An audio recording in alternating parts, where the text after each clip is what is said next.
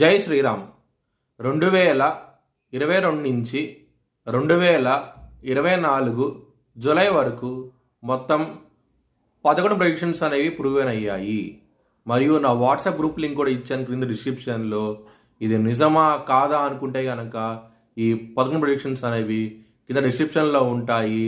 మీరు చెక్ చేసి నిజమైతేనే నా వాట్సాప్ గ్రూప్ లింక్ యాడ్ అవ్వండి మరియు నా ఛానల్ని సబ్స్క్రైబ్ చేసుకోండి.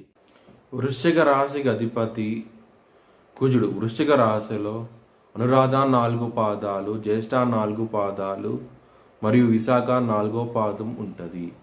ఈ నక్షత్రం వాళ్ళందరికీ నేను చెప్పే మాస ఫలితాలు వర్తిస్తాయి. ఈ మాసంలో లగ్నాధిపతి అయిన కుజుడు 20వ తారీఖు నుంచి కర్కాటక రాశిలో నిలిచబడబోతున్నారు.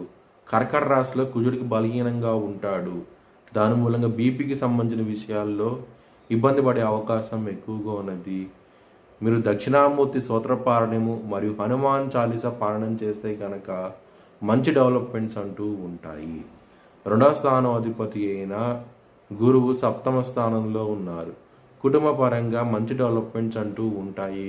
కుటుంబం నుంచి ధనం కూడా వచ్చే అవకాశం ఎక్కువగా ఉన్నది. ఈ మాసంలో చాలా ఆనందంగా ఉంటారు.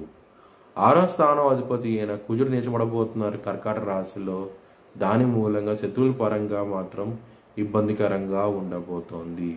కోర్టు కేసులు ఏమైనా ఉన్నా సరే అది మీకు వ్యతిరేకంగా వచ్చే అవకాశం ఎక్కువగా ఉన్నది. 20వ తారీఖు నుంచి కొంచెం జాగ్రత్త అంటూ ఎక్కువ తీసుకోండి. కుజుడికి జపం చేయించుకోండి. ఎవరికైతే జన్మ జాతకంలో కుజుడు బలహీనంగా ఉంటారో మరియు దశలు అంతర్దశలు కుజ మహాదశ జరుగుతూ ఉంటాయి కనుక మీరు జాగ్రత్త అంటూ ఎక్కువ తీసుకోండి. మరియు కుజుడిలో శని కలుస్తూ ఉంటే కనుక కొంచెం జాగ్రత్త అంటూ ఎక్కువ తీసుకోండి. ఈ మాసంలో మాత్రం ఎవరైనా సరే విదేశాలకు వెళ్ళాలనుకుంటే కనుక ఈ మాసం అనేది చాలా అనుకూలంగా ఉండబోతోంది. వీసా క్లియర్ చేసే అవకాశాలు ఎక్కువగా ఉన్నాయి. బుధుడికి 12వ స్థానంలో ఉంటారు కాబట్టి 10వ తారీఖు నుంచి 29వ తారీఖు మధ్యలో మాత్రం పెట్టుబడి అనేది తగ్గించి పెట్టుకోండి. సూర్యుడు తులారాశిలో నిలిచబడబోతున్నారు 17వ తారీఖు నుంచి. దాని మూలంగా మీ కొలెస్ట్రాల్ విషయాల్లోనూ కళ్ళకి సంబంధించిన విషయాల్లోనూ ఇబ్బంది పడే అవకాశం ఎక్కువగా ఉన్నది. 7వ స్థానం అధిపతి అయిన శుక్రుడు లగ్నంలోకి రాబోతున్నారు 13వ తారీఖు నుంచి. దాని మూలంగా మీ కీర్తి ప్రతిష్టలు ఎక్కువగా ఉండబోతున్నాయి. ఈ మాసంలో చాలా ఆనందంగా ఉంటారు. మీ భవిష్యత్ వివరాల కోసమై హెచ్ఎల్ఎన్ జ్యోతిష్యాలయాన్ని సంప్రదించండి.